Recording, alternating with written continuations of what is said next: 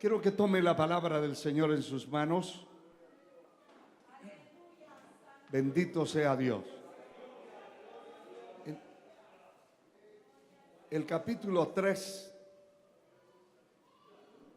del libro de Génesis. Alabando al Señor mientras usted busca. Mientras usted busca Génesis 3, versículos 9 y 10. Le ayuda a buscarlas a las personas que no tienen donde leer la palabra. ¿Estamos listos? Vamos a leer para gloria del Padre, del Hijo y del Espíritu Santo. Dice la palabra, Génesis 3, 9, mas Jehová Dios llamó al hombre y le dijo, ¿dónde estás tú? Y él respondió, oí tu voz en el huerto y tuve miedo porque estaba desnudo y me escondí. Con una alabanza grande puede sentarse, hermano. Manténgase atento, pendiente de lo que Dios quiere hablarnos en esta hora.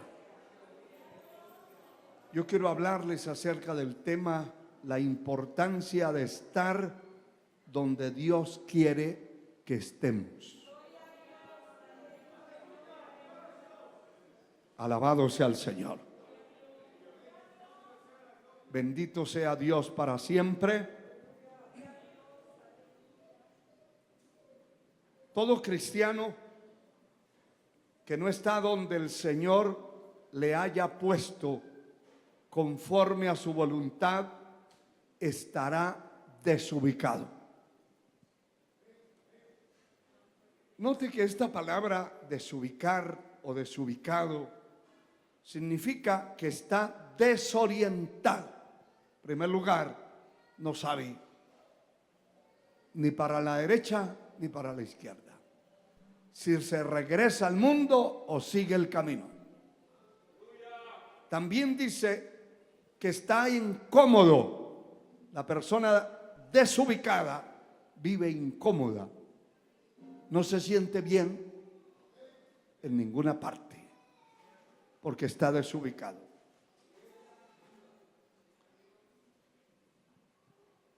Que hace o dice cosas inoportunas, esa es la definición, le estoy leyendo, e inconvenientes. Cuando la persona sale de la voluntad de Dios, tendrá que resolver sus propios problemas y situaciones por su propia cuenta, porque ya Dios no está allí. Quiero que usted entienda que cada vez que una persona se desubica, impone su propia voluntad, su propio criterio, su propia carne para hacer lo que quiere. Porque una cosa es estar donde usted quiere, donde yo quiera, y otra cosa es estar donde Dios quiere que usted o yo estemos. La satisfacción jamás vendrá cuando estamos o una persona está, por misericordia nunca ha estado desubicado. La satisfacción viene cuando usted está en el lugar donde Dios quiere que esté. La insatisfacción aparece cuando la persona está donde Él quiere estar, pero que Dios no está de acuerdo. Muchas personas de una iglesia donde se enseña la palabra como un lugar de estos o como estos, donde se da la palabra y que en muchos casos esa palabra no solo golpea, sino que atraviesa. Porque la palabra de Dios es una espada y no es para jugar con nadie, ni es una espada de plástico para hacerle cosquillas a nadie. La palabra de Dios es una espada que es más cortante que toda espada de dos filos. Eso quiere decir que por el lado que usted la toque, que yo la toque, nos puede cortar. Que no se puede jugar con un cuchillo. Hay unos cuchillos que llaman cuchillos de carnicero, hermano, que le hacen un filo que yo no sé cómo no se quitan los dedos cortando, pero es una cosa terrible. Otros cuchillos que conocí, que conozco, son los cuchillos de zapatero. Esos cuchillos, hermano, atraviesan el cuero, lo cortan en trozos. No hay nada que se detenga. Cualquiera puede cortar el monte con un machete desafilado y allá él. Pero un carnicero o un zapatero no puede tener un cuchillo desafilado. La espada de Dios tiene dos filos y es más cortante que cualquier otra. Le supera al cuchillo zapatero, le supera al cuchillo del carnicero, le supera a cualquier cuchillo afilado. Está esta espada poderosa que traspasa el corazón, discierne los pensamientos, traspasa el alma, se mete a los tuétanos, a los huesos, nos hace pedazos. Yo no sé cuántos han sentido que después de un mensaje, una enseñanza de la palabra, algunos hasta lo han manifestado: hoy voy hecho trozos. Recuerdo hace tiempos una señora, cuando comenzábamos, hace años estábamos en un local pequeño, y esa señora era diaconisa de una iglesia, pero le cogió el tarde, y como nosotros estábamos en un local sobre una calle principal y por ahí bajaban los autobuses,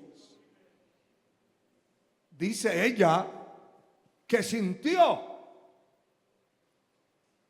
bajarse en la siguiente parada y devolverse al local, porque cuando pasó sintió algo especial en su alma que la atraía allí.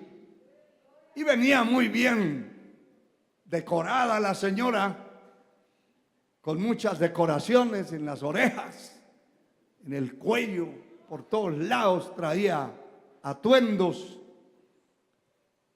Y muy bien arreglada, parecía que iba para una discoteca. Y entró esa señora y estábamos ya empezando el mensaje y Dios empezó a darnos una palabra y la presencia de Dios empezó a moverse. Y aquella mujer se recogió de tal manera que se agachó y allí estaba. Y no sé cómo aguantó todo el mensaje. Pero cuando terminó, pegó un salto y se fue hacia la puerta. Y los que estaban allí le preguntaron por qué salía tan apresurada, ¿qué? Y les dijo, entre las cosas que les dijo: nunca en la vida, yo soy diaconisa de una iglesia, allí sirvo, pero nunca en la vida de oír el evangelio me había sentido tan cerquita del infierno como hoy. Y el hermano que estaba en la puerta le dijo: Ese es el propósito del evangelio. Salió sacudiéndose, hermano. Sacudiéndose. La persona tiene que sentir que su pecado es confrontado con la palabra, porque la palabra es una espada, como ya la describimos y está descrita en las escrituras, que no le va a dejar un trozo sin ser afectado. Es más, algo que ni siquiera usted ni yo vemos. Usted sabe que, ¿cuántos saben que tiene un alma? Levante la mano el que ha visto su alma. ¿No? Su espíritu. No. Pero tiene.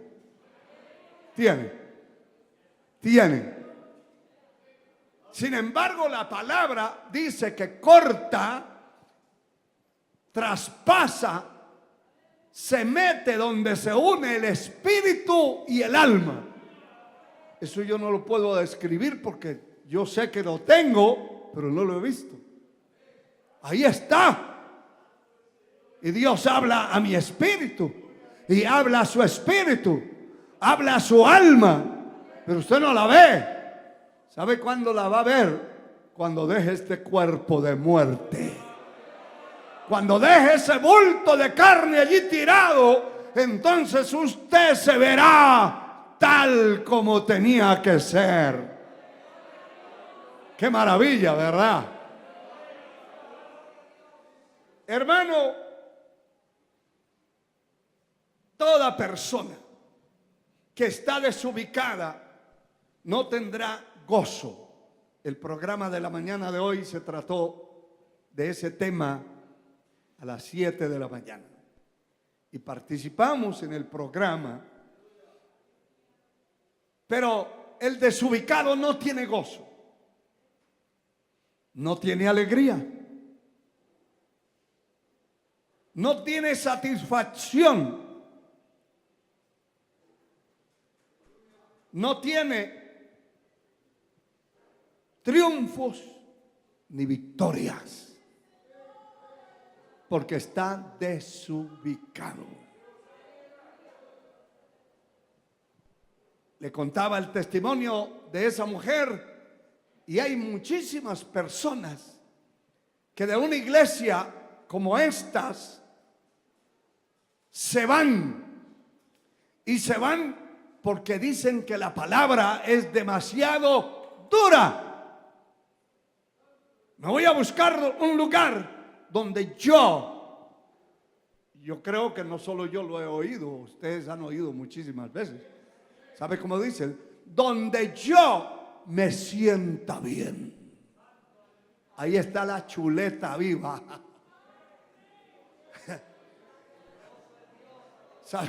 ¿Sabe que esta carne es terrible, hermano?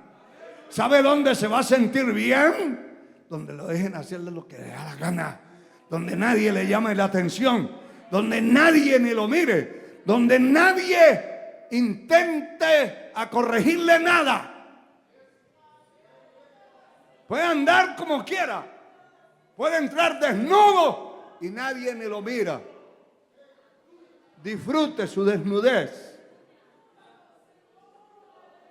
porque hay lugares donde la persona puede estar como quiera y como que no existiera un pastor, como que no existiera un liderazgo, como que no hubiera una estructura. Y entonces en esos lugares cualquiera se siente bien. Puede andar con un carro de lujo pero robado y se siente bien allí sentado. Puede entrar al culto con una 45 en el cinto y se siente bien. Puede andar como quiera. Puede entrar al culto y hasta cantar engomado después de una noche de borrachera, de parranda. Puede meterse a una discoteca y después irse para el culto, o a la inversa, y sentirse bien, porque no hay una espada que lo atraviese.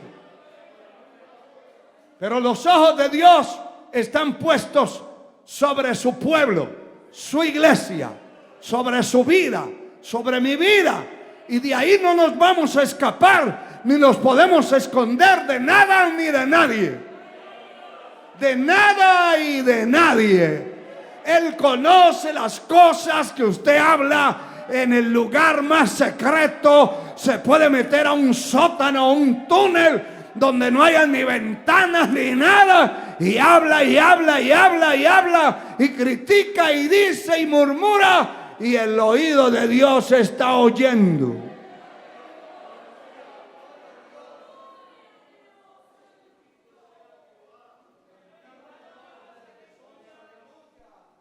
Cuando la persona se desubica, hace lo que él quiere, pero sus consecuencias las tiene que resolver él mismo, no otro. Note esto, que aunque todos sabemos que Eva fue la que pecó primero,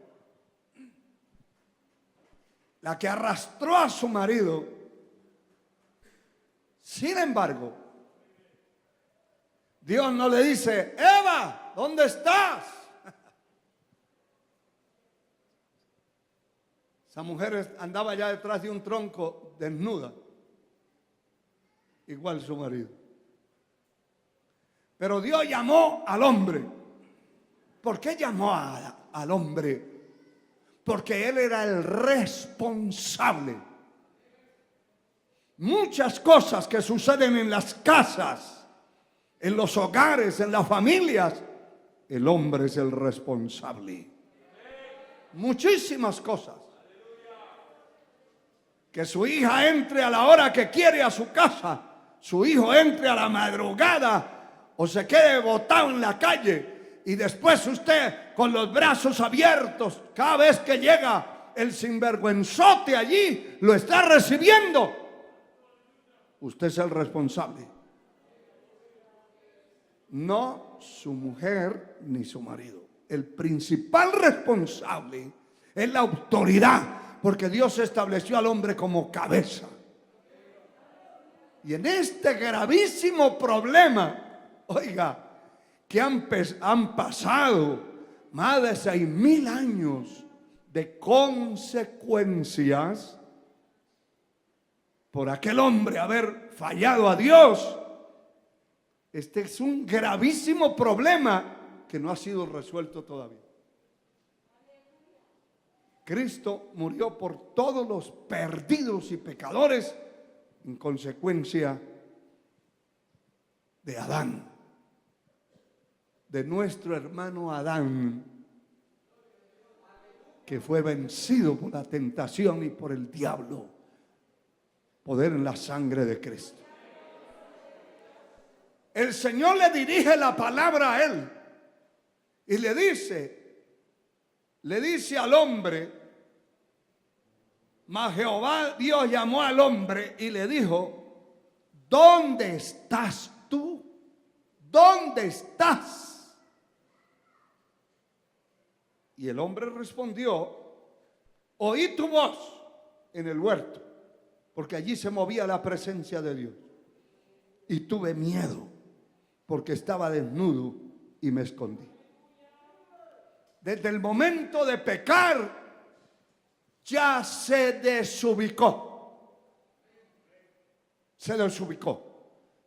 Los que hemos leído la palabra, la Biblia, entendemos y sabemos que Dios puso a Adán como el Señor de la tierra. Lo puso allí en aquel huerto que señoreara. Le dio una sabiduría que ninguno de nosotros tenemos. ¿Usted sabe lo que es ponerle nombre hasta los zancudos? Una cosa terrible, hermano. Cada abeja tiene su nombre. Cada mosca tiene su nombre. Una sabiduría extraordinaria. Le dio el señorío y la autoridad. Entonces a él, la Biblia dice que al que mucho se le dio, mucho se le demandará. Y al que más se le dio, más se le pedirá. Por eso a él le dio el señorío y la autoridad y le viene a preguntar: ¿dónde estás? ¿Qué te hiciste? Y él dijo: oí tu voz, y me escondí, porque tuve miedo. ¿Y sabe por qué tuvo miedo? Y tiene miedo cualquier ser humano que peca, que está en pecado, le da miedo. Porque el Espíritu de Dios se contrista en él y se le mete el temor, el miedo. Y por ese miedo se escondió.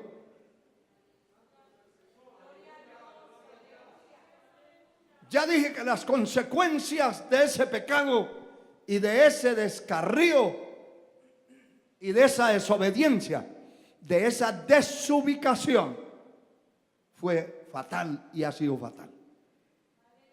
Cuando él se da cuenta que peca, quiere arraigarse allí en el paraíso. Ah, no, yo pequé, pero Dios me va a perdonar y de aquí no me salgo. De aquí no me salgo. Dios tuvo que poner un ángel con una espada, hermano, de fuego, que cuidara la entrada y la salida, como diciéndole: si te acercas aquí, don Adán, vamos a hacer otro Adán, porque se llamaba cadáver.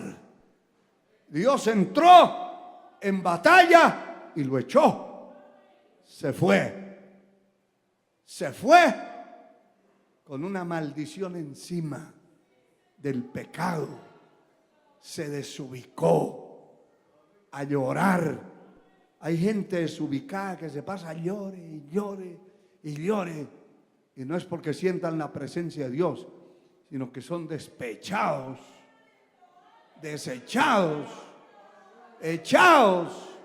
Lloran porque la novia los dejó, porque el novio los dejó, las dejó o los dejó, porque algunos tienen su noviecito.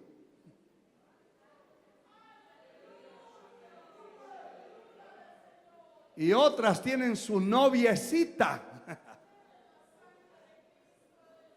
Y cuando la novia de aquella la deja en la muerte, lloran y en una desesperación, decepcionados, desubicados.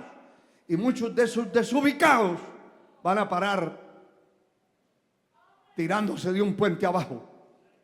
Esos desubicados han parado metiéndose un balazo. Otros desubicados van a parar por allá en las llantas de un carro. Pobre el chofer que llevaba, el conductor que llevaba ese vehículo. No es que lo atropelló, es que se le tiró. Pero eso no hay nadie que pueda testificar que él se le tiró. Por eso hay gente que atropella a otro y ya no espera, hermano, porque dice: yo no lo atropellé. Él vino y se me metió debajo de las llantas y yo iba a parar a la cárcel por algo que no hice y salí huyendo. Qué tremendo. Desubicados. Desubicados. Mujeres desubicadas que salen a la calle en la mañana, el mediodía, y no aparecen. Caminan con una bolsa en el hombro, unos tacones grandes, y se paran por ahí en las esquinas.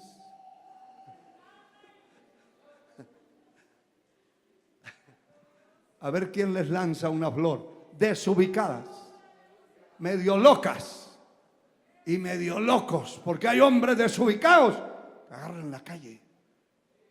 Siempre llegan tarde a la casa y no se sabe dónde andan, ni qué andan haciendo. Desubicados del cerebro. Poder en la sangre de Cristo. Aleluya. Bendito sea Dios. Pero hermano, cada persona que se ha dejado desubicar tendrá que resolver sus propios problemas por sus propios medios. Y yo le voy a buscar, en el tiempo que tenemos, lo vamos a aprovechar bien. Le voy a mostrar unos cuantos ejemplos. Ojalá el tiempo nos ayude para poderlos examinar un poco. Pero el primero está acá en el capítulo 12 de este mismo libro de Génesis. Alabado sea el Señor. Y vamos a ver estos ejemplos que la palabra nos muestra. Bendito sea el Señor para siempre. Capítulo 12, verso 11 y 12.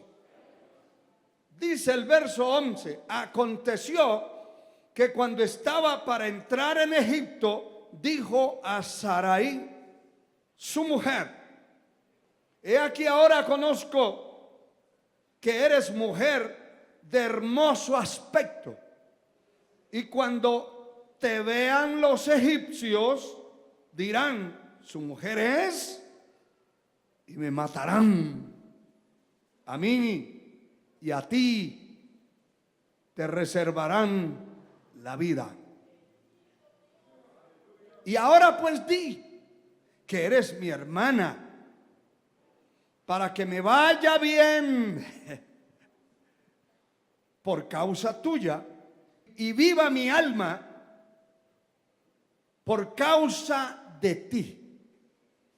Y aconteció que cuando entró Abraham a Egipto, los egipcios vieron que la mujer era hermosa en gran manera.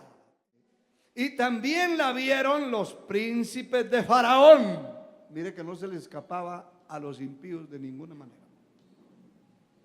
Y alabaron y la alabaron delante de él, delante de su propio marido, como él decía que era su hermana.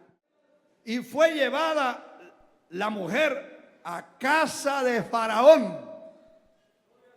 E hizo bien a Abraham por causa de ella, y le tuvo ovejas, vacas, asnos, siervos, criados, asnas y camellos. Mas Jehová hirió a Faraón y a su casa con grandes plagas por causa de Sarai, mujer de Abraham. Entonces Faraón llamó a Abraham y le dijo: ¿qué es esto que has hecho conmigo? ¿Por qué no me descubriste que era tu mujer? ¿Por qué dijiste, es mi hermana, poniéndome en ocasión? Bueno, aquí dice ocasión, pero era poniéndome en tentación. ¿De qué? De tomarla para mí por mujer. Ahora pues, he aquí tu mujer, tómala y vete de aquí. Lárguese de aquí. Ya no podía, las plagas cayeron en el palacio, cayeron en la casa de Faraón, cayeron plagas. Y Dios hirió a este hombre a causa de la mentira que el patriarca estaba metiendo y diciendo que era su hermana. Se derretía don Faraón llevándole regalos a Abraham y diciéndole: ¡qué cuñadote!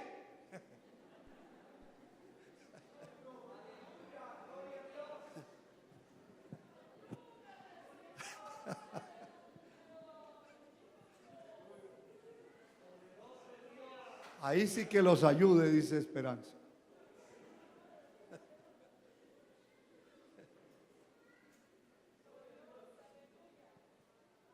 ¿En qué problemas se mete una persona cuando se desubica? ¿Y cuántos problemas puede causar? Él estuvo al bordecito del degollamiento, de haberlo matado para quitarle esa mujer. A los egipcios se les iban los ojos y al mismo faraón, y se enojó porque lo engañó. Y gracias a la misericordia de Dios, porque muchos han pasado situaciones complicadas, situaciones de verdad penosas, peligrosas, y la mano de Dios ha salido todavía, hermano, en medio de la desobediencia del individuo. La mano de Dios se ha mostrado para defenderlo y que no sea aniquilado y desbaratado por plagas, por juicio, por misericordia de Dios.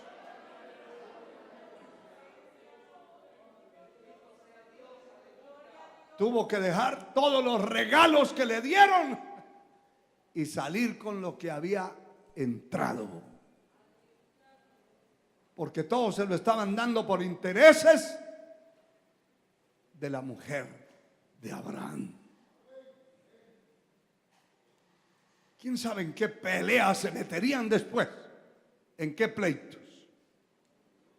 Pero aquí tenemos otro ejemplo que usted lo ha leído también muchas veces. Es nuestro hermano Jonás. Usted ha leído muchas veces esto. El libro de Jonás está después de Amós, Abdías. A ver, lo ubico, y antes del profeta Miqueas. Ahí está. Dice la palabra en el capítulo 1, verso 1 al 4. Vino palabra de Jehová a Jonás, hijo de Amitael, diciendo: levántate y vete a Nínive, aquella gran ciudad, y pregona contra ella, porque ha subido su maldad delante de mí. Y Jonás se levantó para huir de la presencia de Jehová a Tarsis, y descendió a Jope y halló una nave que partía para Tarsis, y pagando su pasaje entró en ella para irse con ellos a Tarsis, lejos de la presencia de Jehová. Pero Jehová hizo levantar un gran viento en el mar, y hubo en el mar una tempestad tan grande que se pensó que se partiría la embarcación, que el barco se iba a hacer 2 trozos. Era una tormenta de verdad. Alabado sea el Señor. Bendito sea Dios. El verso 12 dice: Él respondió: tomadme y echadme en el mar, y el mar se aquietará, porque yo sé, escuche esto, que por mi causa ha venido esta gran tempestad. ¿Sobre quién? Sobre nosotros. ¿Qué quiere decir la palabra? Que hay tormentas que se han levantado, hermano, que han afectado la familia completa, han afectado la economía de esa familia, han afectado la paz, han afectado la tranquilidad, han afectado todo. Porque hay una persona dentro de esa casa que está desobedeciendo a Dios, que quiere huir de la presencia de Dios, que quiere esconderse donde no se puede esconder, que quiere huir pensando que Dios solamente está aquí en este pedacito No, Dios está en todas partes y quiere estar. Él es el omnipresente.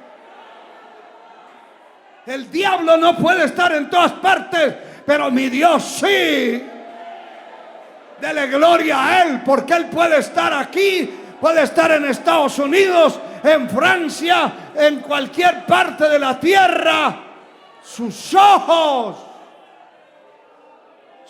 ojos controlan la tierra y Él está donde quiere. El diablo no tiene esa facultad. El diablo trabaja con un ejército de demonios y le dice al demonio que tiene allá, al principado que tiene en Europa, hay que hacer esto y esto y esto. Porque de aquí que llegue el diablo allá, se anda de lado a lado, controlando. El Señor lo reprenda. Pero los ojos de Dios sí están sobre nosotros y sobre toda la tierra. Y hermano, él era consciente, porque déjeme decirle algo, toda persona desubicada es consciente. Hay gente que dice, mire, yo estaba bien, todo fue pecar, fue caer en pecado. Y la situación, hay una tormenta, una tempestad que no se calma. Salen unas cosas, salen otras, sale esto, sale aquello. Alabado sea Dios. Y no se calma. La persona es consciente. ¿Por qué? Y a veces está involucrada una familia y todos oran y ayunan y buscan y dicen, ¿pero qué será? ¿Pero qué será? ¿Será que Dios no oye? ¿Será que Dios no ve? Sí, Dios no es ciego. Él ve. Él no es sordo. Él oye. Él no está por allá en un rincón. Los ojos de Dios rondan toda la tierra. Y aparte de eso dice la palabra, mis ojos pondré en los fieles de la tierra para que estén conmigo. Y el que ande en el camino de la perfección, ese me servirá. Dios lo tiene controlado a usted y me tiene controlado a mí. Pero cada persona es consciente de lo que está haciendo.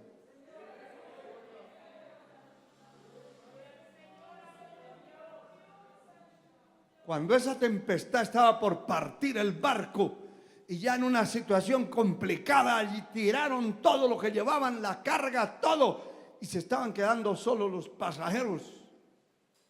Y el tipo irresponsable, porque una persona desubicada, escuche también una característica importante, si hay aquí algún dormilón, una persona desubicada le gusta dormir, hermano. Duerme en la noche y todavía a las 10 de la mañana está tirado. Yo conocí el caso recientemente de una señora que dormía toda la noche y se levantaba en la mañana, por ahí movía una escoba y se quedaba viendo lo que había que hacer, cogía el teléfono y se tiraba encima de la cama a mirar el teléfono, a mirar tonteras, tirada. Una señora con hijos grandes, una vieja. ¿Cómo es posible que ese sea el ejemplo de sus hijas y de sus hijos? Pero ¿sabe qué? Está desubicada. Y una persona desubicada le da por dormir. Duerme y duerme y duerme. Está desubicado. Y una pereza que refleja su rostro. Un desaseo. Si es un muchacho, una muchacha, el papá, la mamá tiene que estar ahí encima. Ya se bañó, todavía huele a zorro. Vaya, báñese. Ya se bañó. Y tiene que estar ahí picando todo el tiempo. porque se le extravía al chorro, al agua, le huye. Horrible, hermano. Desubicación. La persona ubicada temprano se levanta a bañarse, a arreglarse, a presentarse. Y no es que deje tirar la ropa allí donde se bañó, queda el reguero. No, la persona ubicada, que tiene los sentidos completos y que está bajo la bendición de Dios, es una persona organizada. Organizado. A ver, los adolescentes digan amén. Yo lo sé. Yo sé por qué no dicen amén. Porque la mamá tiene que decirle: mira, mijo, allá botó el primer calcetín, allí dejó el otro, allá dejó el pantalón, allá dejó lo otro botado. No lo voy a mencionar.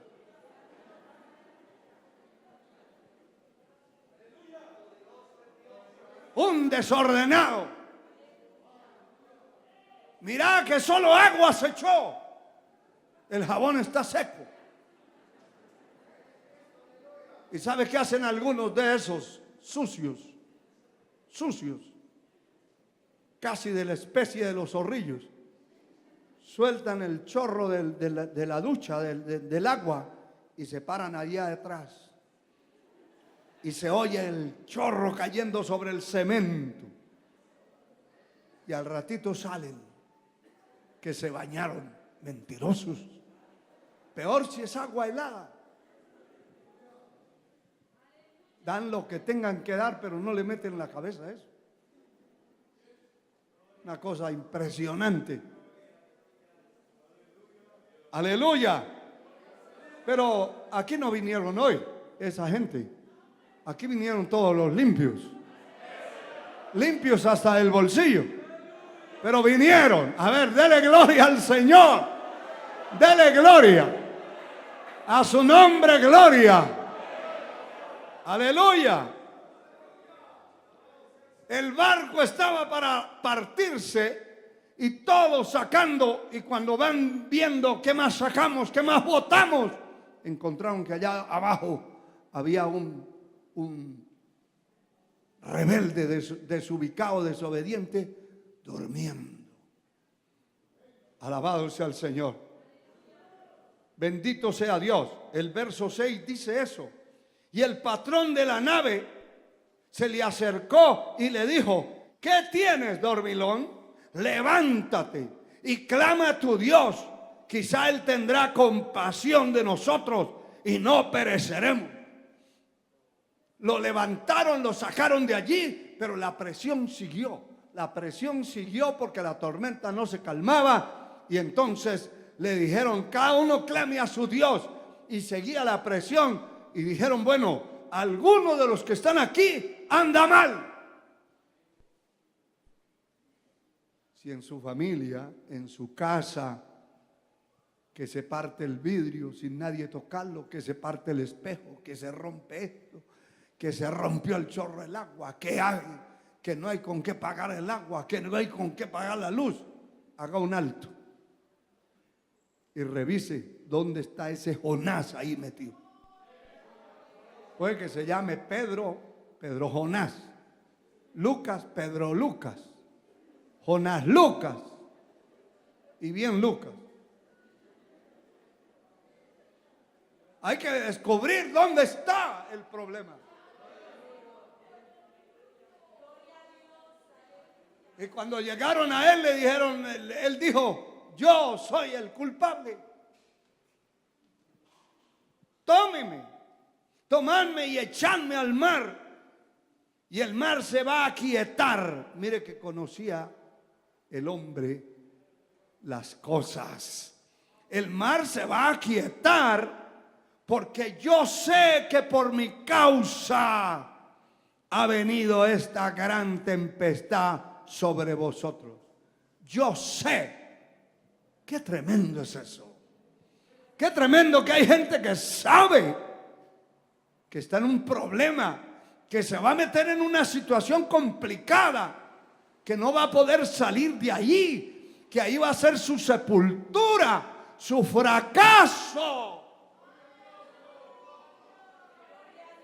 Sin embargo, se meten y hacen lo que les da la gana.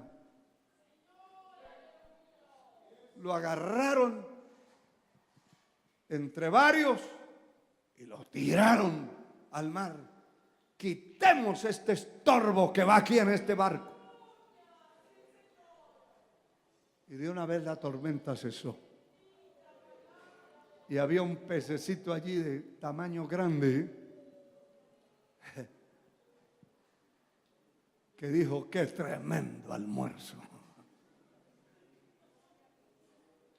Abrió tanto del hambre que tenía ese pez la boca, que se lo tragó entero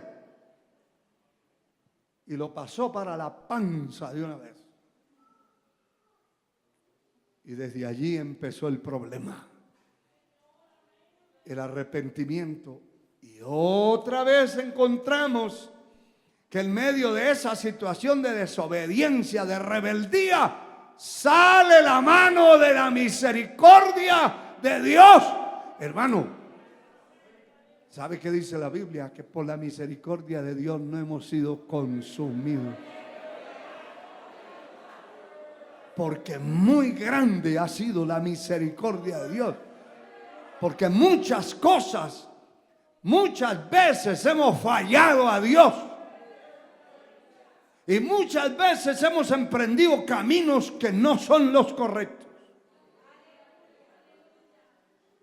Y hemos oído la voz de Dios que dice: alto, cuidado, no pase. ¿Ha visto esos rótulos que ponen por ahí en algunas propiedades privadas? No pase. Y le pintan una calavera ahí. Si pasa, cadáver seguro serás. Algunos ponen unos rótulos por ahí en los barrios: está siendo vigilado. Si pasa por aquí, será linchado. Lo convertiremos en cadáver. Y unas frases así como bien fuertes, que infunden miedo. Y entonces el ladrón no pasa, porque dice: de aquí salgo hecho cadáver. Entonces se regresa. Pero qué tremendo es esto. Porque la misericordia de Dios preparó ese pez y preparó todas las cosas.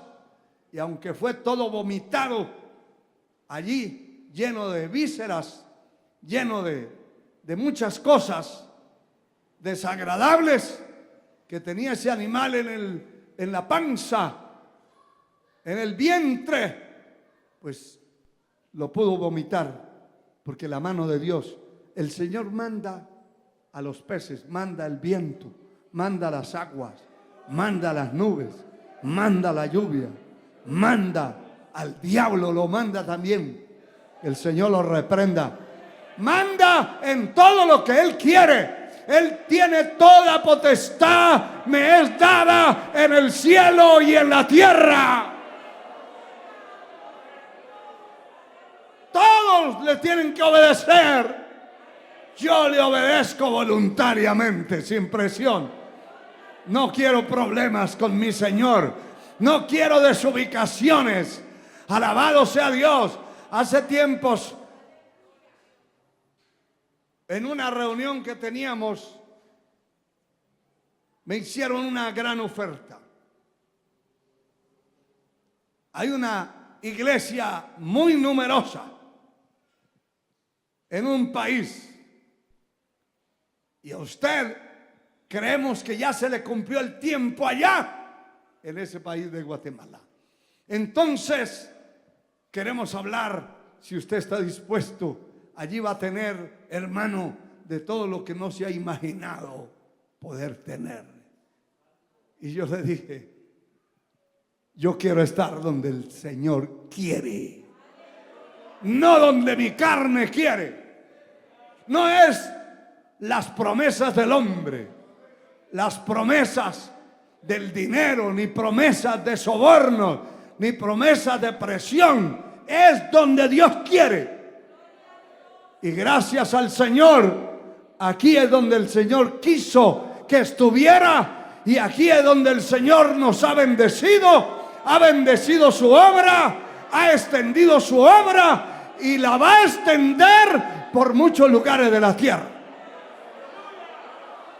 Es donde Él quiere.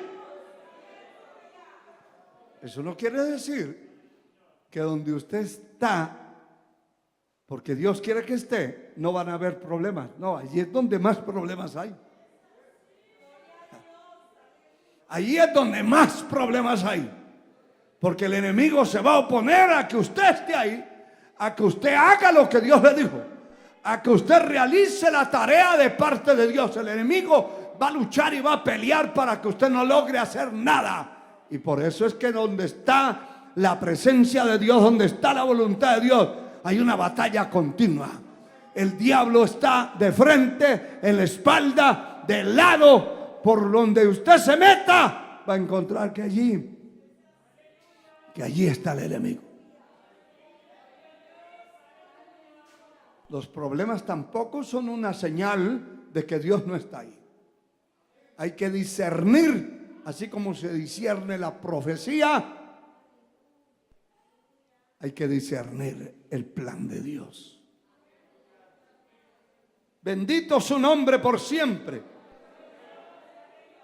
Corramos, que tengo otros ejemplos acá muy importantes. Segundo libro del profeta Samuel, capítulo 11. Bendito sea Dios.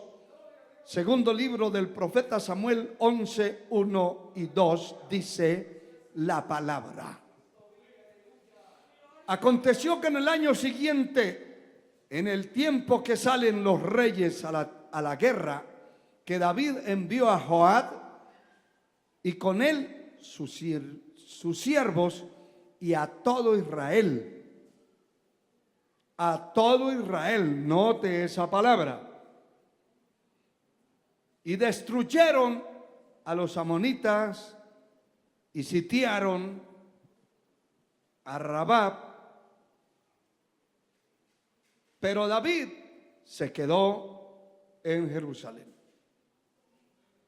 Y sucedió un día, al caer la tarde, que se levantó David de su lecho y se paseaba sobre el terrado de la casa real, y vio desde el terrado a una mujer que se estaba bañando, la cual era muy hermosa. Aquí notamos una cosa, que era el tiempo de salir los reyes a la guerra. Israel tenía que salir a la guerra. Había una pelea contra los amonitas.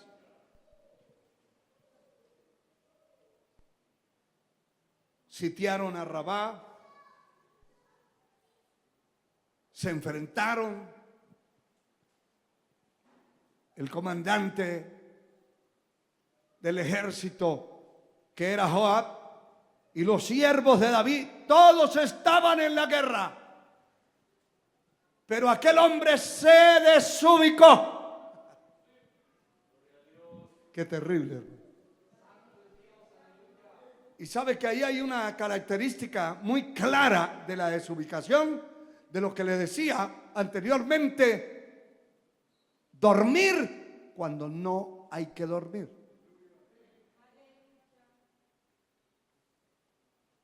¿Sabe que este hombre se desubicó?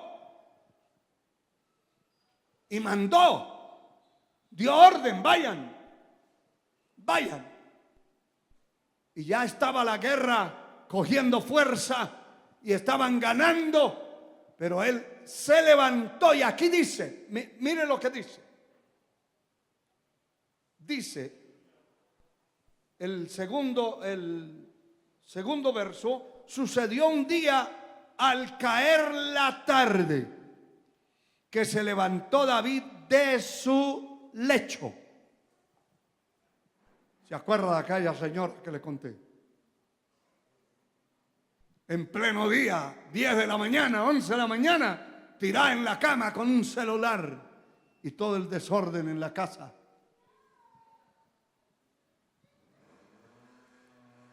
Cuando llegaba el esposo de esa señora, miraba, fulana, hizo almuerzo, porque ahora había que preguntar si hizo.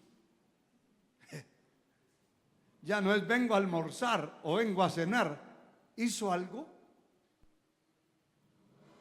Si usted tiene hambre, vaya a hacerlo. Así contestan las desubicadas. ¿No tiene manos usted? Vaya, haga la comida.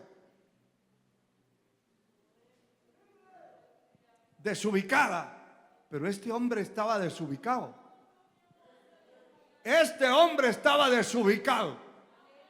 ¿Qué hace un comandante? ¿Qué hace un hombre que tenía una fama de guerrero? De guerrero. Acostado en la cama durmiendo. Dice que al caer la tarde, digamos, eran las 6 de la tarde y se levantó todo aperezado, porque la desubicación transmite esa pereza diabólica. Se levantó y empezó a caminar en el terrado, en la terraza, a mirar para todos lados. Y de pronto vio a una doña que se estaba bañando.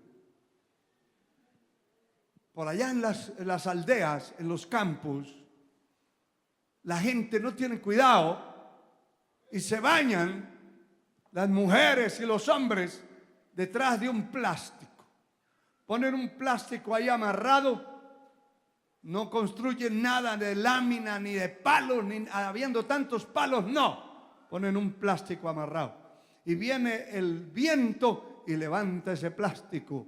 Y ahí se ve el bulto de carne, negro o blanco.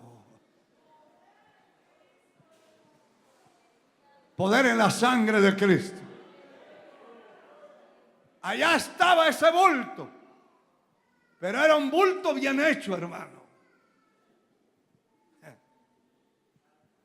Y el tipo dijo, vaya que me quedé. Y empezó a maquinar. Y como estaba desubicado, cuando alguien está desubicado, el diablo está cerquita de él. El diablo le pone un demonio detrás y le dice, esté pendiente de ese que está desubicado. Ese se quiere tirar del puente abajo. Cuando ya intente, usted le mete el empujón, le dice el diablo al demonio, y lo tira.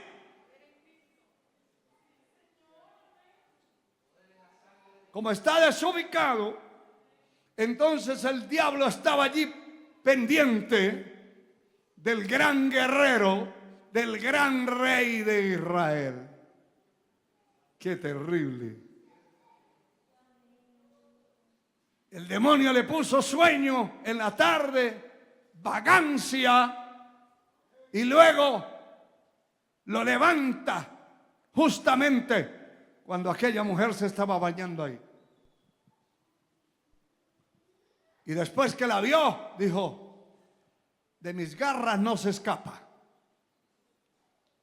La voy a mandar a traer. No tenía nadie en el momento, que todos estaban allá peleando. Solo él estaba de vago, desubicado, vagando. Y entonces después mandó a preguntar cómo se llamaba, de quién es mujer, y le dijeron, de tu siervo Urías. Y dijo, eso es pan comido. Solo doy una orden, que lo pongan al frente. Y le mandó una nota a Joab y le dijo: ponga a fulano al frente donde están los hombres más valientes de guerra, los enemigos. Lo pone ahí. Y cuando arrecie la batalla, ustedes regrésense un poquito, déjenlo a ver. Es que quiero probar qué guerrero es. Mentiroso. Porque la desubicación trae mentira y trae trampa, trae murmuración. La desubicación trae muchos componentes peligrosos.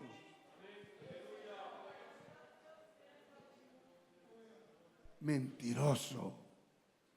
No era para eso. Es que él ya tenía el plan de hacerlo matar. Y la espada del enemigo vino y le dieron los enemigos principales que estaban en un sitio. Ellos sabían quiénes eran los más valientes. Y allí ponían los más valientes. Pero allí pusieron a los pobres más débiles para que él muriera. Y así lo hizo matar por quedarse con un bulto de carne. El Señor le recriminó, hermano, lo metió en una disciplina y entre las cosas que le dijo: nunca se apartará la espada de tu casa. Nunca. Y tu propio hijo va a adulterar y a fornicar con sus propias mujeres en la terraza de la casa, a vista de todo el mundo. Lo que hiciste en secreto, yo lo haré en público, le dijo el Señor.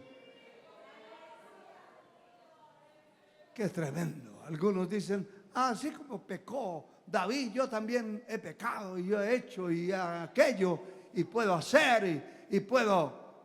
Pues sí, nadie está amarrado en las manos. El asunto son las consecuencias, porque las consecuencias vienen y vienen. Esas no se quedan. El Señor le perdonó, pero él no se libró de semejantes padecimientos, sufrimientos.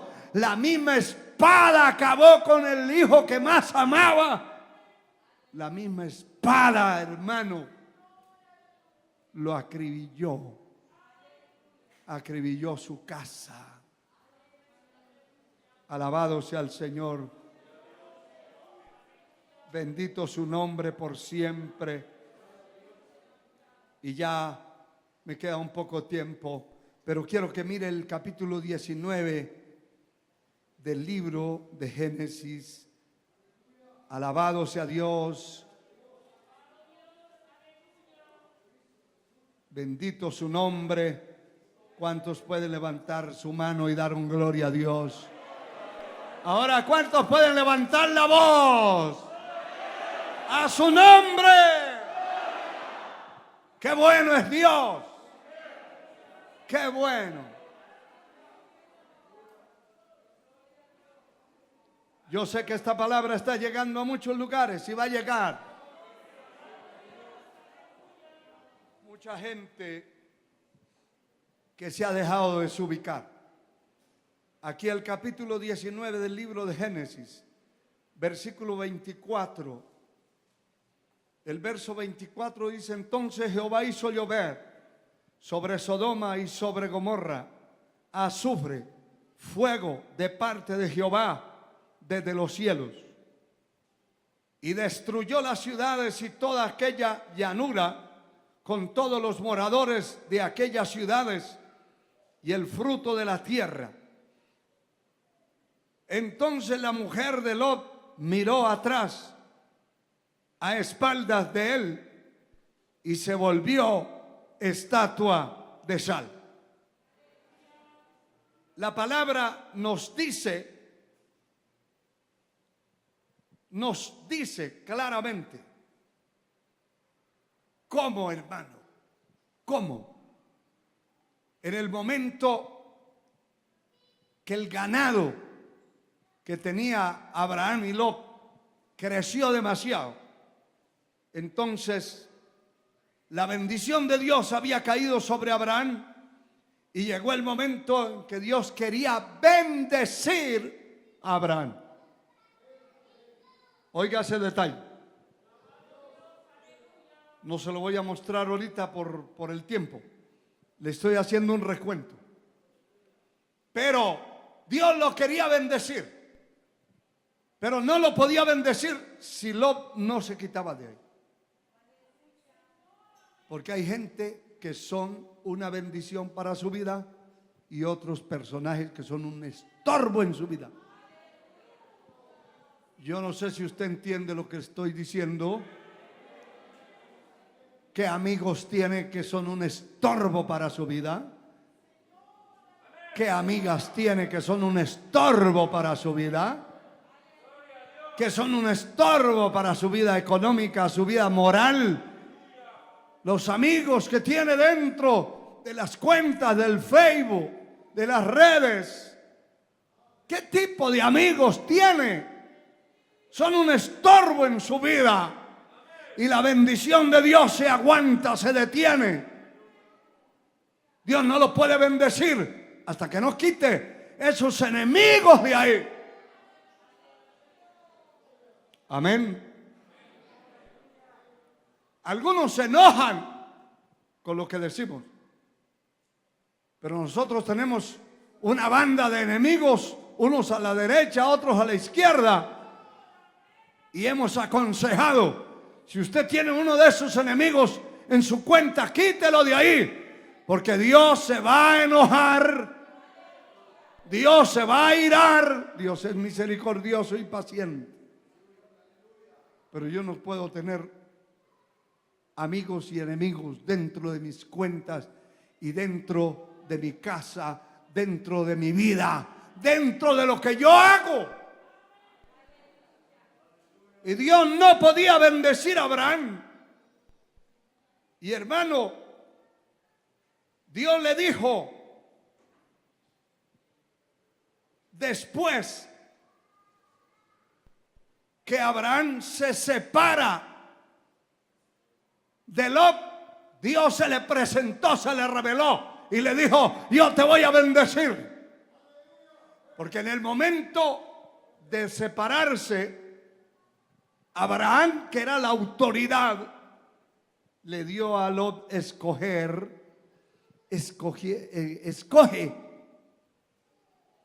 o las lomas, allá las lomas, las montañas peladas,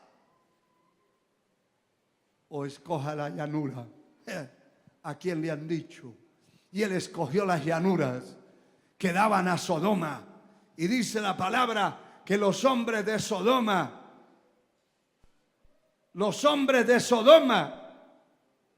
eran malos, perversos. Todos los sodomitas eran una suciedad. De ahí salieron los sodomitas que en el tiempo moderno conocemos. La sodomía, allí salieron. Y él escogió, iba poniendo su tienda hasta llegar a Sodoma. Alabado sea Dios. Y aquel hombre que escogió esas llanuras se desubicó. El propósito no era de Dios con él, era con Abraham, pero estaba bendecido. Pero empezó la pelea contra el rebaño de Abraham, la pelea, y Dios le dijo a Abraham: aquí hay que hacer una separación. Y Abraham escogió esas partes áridas, hermano, partes difíciles. Sin embargo, llegó y lo primero que hizo fue, allá en esas peñas, instalar un altar para adorar a Dios. Mientras que Lot iba detrás de la puerta de Sodoma, porque allá estaban los negocios, allá estaba la prosperidad, eran llanuras, era tierra fértil, pero bajo maldición. Por eso estar donde uno quiere estar no es lo correcto. Hay que estar es donde Dios quiere que usted esté. Así sea masticándose un hueso. Pero si Dios está allí, de ese hueso va a salir sustancia. Así sea comiendo aguacate con tortillas.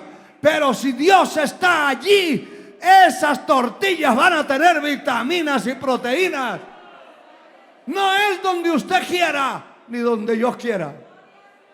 Es donde Dios quiera.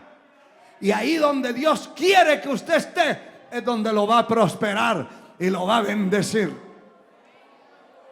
Llegó el día, hermano, cuando la maldad subió a la presencia de Dios y Dios se indignó y determinó que iba a destruir a Sodoma y a Gomorra y todas las ciudades. Y Dios intervino por el clamor de Abraham, que clamó por su pariente, clamó por él. Y Dios intervino. Y Dios le habló. Y Dios envió ángeles que lo sacaran. Alabado sea el Señor. El versículo 1 dice que llegaron los dos ángeles a Sodoma a la caída de la tarde, y Lot estaba sentado a la puerta de Sodoma, y viéndolo Lot se levantó a recibirlos y se inclinó hacia el suelo. ¿Qué hacía Lot en la puerta de Sodoma? Porque todos los grandes, los jueces, se sentaban a la puerta de la ciudad. Y él era un grande allí. Sus hijos corruptos, sus yernos corruptos, sus hijas corruptas, su mujer corrupta. Todo se corrompió, se dañó, se echó a perder, porque él quiso estar donde él quería y donde sus ojos lo arrastraban. La avaricia lo arrastró y lo llevó, pero Dios no estaba de acuerdo con eso. Dios no estaba de acuerdo que él estuviera ahí. Y la maldición cayó sobre él a tal grado que el Señor en su misericordia dice que le envió estos ángeles para hablar a sus yernos que habían de tomar a sus hijas, y les dijo: levantaos. Estoy leyendo el verso 14 del capítulo 19. Les dijo: levantaos, salid de este lugar, porque Jehová va a destruir esta ciudad. Mas pareció a sus yernos como que se burlaba, y al rayar el alba los ángeles le daban prisa a Lot diciendo: levántate, toma tu mujer y tus dos hijas que se hallan aquí, para que no perezcan en el castigo de la ciudad. Y todavía él, deteniéndose él. Mire qué cosa más tremenda. Entonces los varones asieron de la mano de Lot y de la mano de su mujer y de la mano de sus dos hijas, según la misericordia de Dios. Otra vez, según la misericordia de Dios. Mira, hermano, los tomaron de la mano y los sacaron y los pusieron fuera de la ciudad. Y cuando los hubieron llevado fuera, les dijeron: escapa por su vida, no mires tras ti, ni pares en toda esta llanura. escapa al monte, no sea que perezca. La conclusión de esta parte de la Escritura es trágica, porque Lot salió arrastrado por los ángeles, sus hijas, su mujer, pero iban mal. Aquellos personajes celestiales le dijeron: escape por su vida, no mires tras ti. La mujer miró para atrás, suspirando porque su corazón estaba en Sodoma. Y cuando miró, se convirtió en una estatua de sal. Y siguieron sus hijas con su padre y llegaron a un lugar donde se metieron a una cueva. Pero como esas mujeres ya estaban corrompidas, ¿por culpa de quién? ¿De la mamá? No, señor. Volvemos a increpar, a responsabilizar al hombre de la casa. ¿Quién era el culpable? Su papá.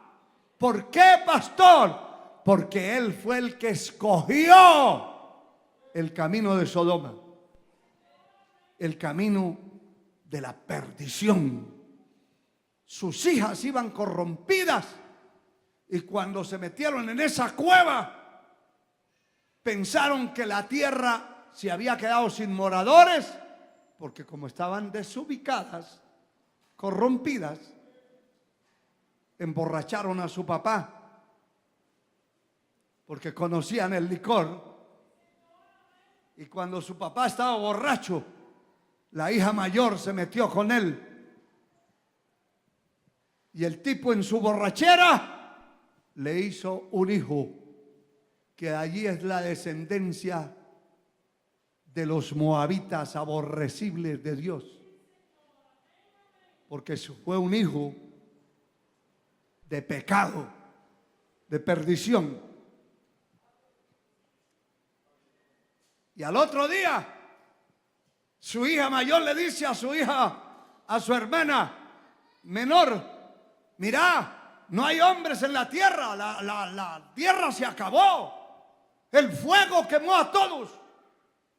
Si usted no se mete con mi padre para tener un hijo de él, nos vamos a quedar por aquí sin nadie, solas.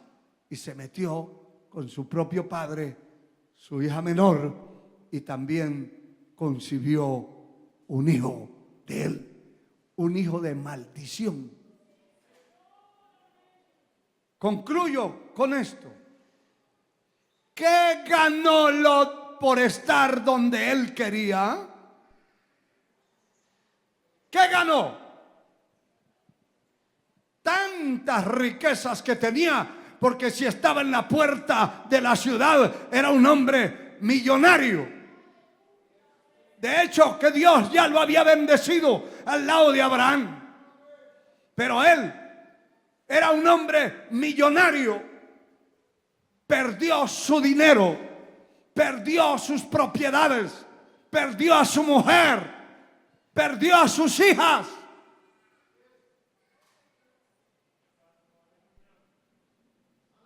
Yo no puedo decir si él es salvo o no es salvo. Pero en la cueva se corrompieron. Se corrompieron. Cometieron cosas terribles. ¿Qué ganó? Nada, absolutamente nada. Todo lo perdió. Tantas vacas, tantos camellos, tantas ovejas se perdieron. Y se perdieron por la avaricia y por el deseo de estar donde Dios no quería que estuviera. Todo el que está donde Dios no quiere que esté, tarde o temprano lo alcanzará la justicia. Y no se murieron bajo el fuego por la intervención y la intercesión de la oración de Abraham, que clamó a Dios, y Dios le dijo, presentándole a su pariente: Señor, no vayas a destruir al impío con el justo. Y Dios tuvo misericordia y lo sacó de rastra, pero estaban mal. Hermano, hermana, nunca en la vida se deje de desubicar. Cada vez que vaya a tomar una determinación importante, una determinación que vaya a afectar su vida, la vida de su matrimonio, la vida de sus hijos, la vida de sus padres, no sea loco. Piense con la cabeza y las rodillas puestas en el piso, con lágrimas en sus ojos. Humíllese delante de Dios. No se deje desubicar del diablo. Satanás no vino a jugar con nadie. Vino a matar, a robar y a destruir. Y ha matado y ha destruido y ha desubicado millones y millones de hombres y mujeres. Hombres que pudieron haber sido instrumentos muy útiles en las manos de Dios, están desubicados. Hombres y mujeres que pudieron ser muy útiles en las manos de Dios, hoy están perdidos. Se desubicaron y están donde querían, pero no donde Dios quería que estuvieran. Que Dios nos ayude.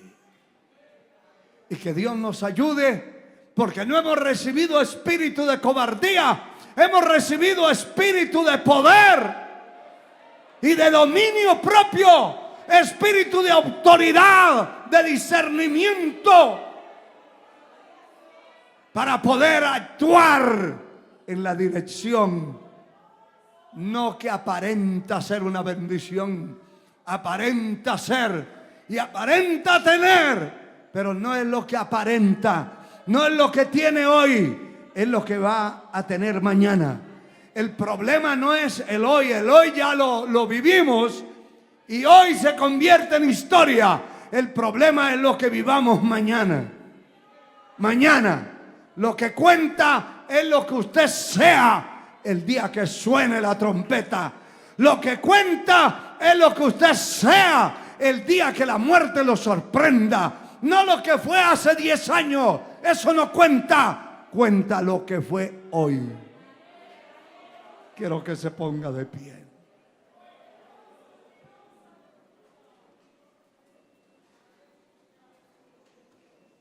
Levante sus manos al cielo. Dele gracias a Dios por la palabra.